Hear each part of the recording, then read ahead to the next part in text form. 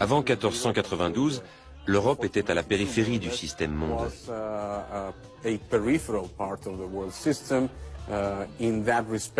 C'était une région relativement pauvre comparée au reste du globe. En Afrique, en Asie et en Amérique, il y avait des civilisations florissantes. Après 1492, la situation change radicalement. L'Europe n'est pas encore plus riche que le reste du monde. Vous vous demandez comment les choses ont pu changer à ce point. La réponse est peut-être en Amérique du Sud. Les colons européens sont en train d'y jeter les bases de la pauvreté moderne. Puis vous traversez les nuages en direction de l'Afrique pour voir si le continent noir souffre déjà de la faim. L'Afrique précoloniale avait une économie très prospère. Beaucoup de gens ordinaires participaient à la production économique.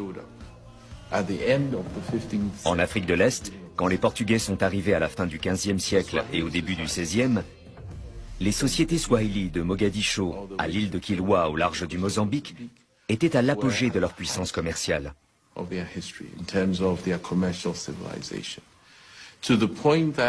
D'ailleurs, en découvrant ces villes côtières bouillonnantes d'activité, les navigateurs portugais ont voulu s'en emparer.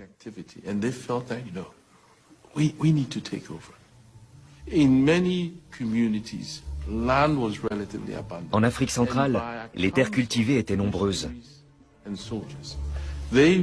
D'après les missionnaires et les soldats portugais, l'agriculture du Congo était plus productive que celle du Portugal. Dans le domaine de l'artisanat, ils considéraient que le textile et la métallurgie égalaient ce qui se faisait de mieux en Europe. Voilà, nous venons de voir que la région qui était en périphérie de la civilisation, qui était en retard par rapport au reste des régions du monde, c'est l'Europe. Et c'est cette même Europe qui a apporté la misère moderne dans le reste du globe. Donc, c'est pas une information qui vient de moi, personnellement, de ma chaîne.